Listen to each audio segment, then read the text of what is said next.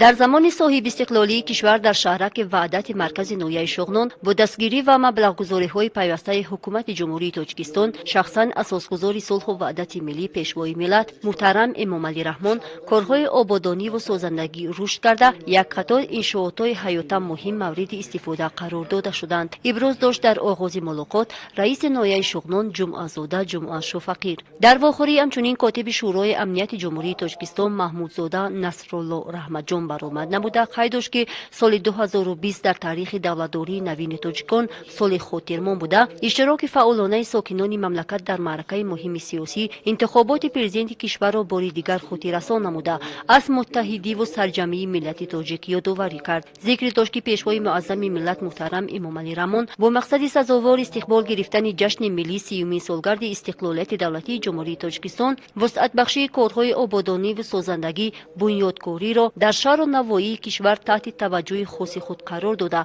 در این روند با مبلغگذاری‌های حکومت مملکت در مرکز نویه شغنان یک قطار انشاءات‌های مهم تعیینات گوناگون تا جشن ملی 30 سالگرد استقلالیت دولتی جمهوری تاجیکستان در نظر داشته شده است. قید نمود که با مقصد عملی نمودن یکی از هدف‌های استراتژیکی حکومت کشور تامین استقلالیت انرژتیکی در مملکت، خوشبختانه در ولایت مختار کوهستانی بدخشان 2 عدد نیروگاه‌های برقی از جمله نیروگاه آفتابی در ناحیه مرغاب و نیروگاه خطفت ناحیه روشن از جمله دستاوردهای ساحه انرژتیکای ولایت معنی داد نمود. چون سالهای اخیر طلبات اهالی به قوه برق در کشور زیاد شده ایستاده است، از این رو حکومت مملکت بنیاد سلسله نیروگاه‌های برقی را در مملکت به نقشه گرفته عملی نمودن بنیاد نیروگاه‌های تولید کننده نیروی سبز را اساس رشد صنعتی کنونی با سرعت ارزیابی نمود. در ملاقات ساکنان نویه شغنان مینه‌داری صمیمی خود را به پیشوای معظم ملت محترم امامعلی رحمان جهت دستگیری‌های پیوسته‌شان نسبت ساکنان این منطقه دوردست مملکت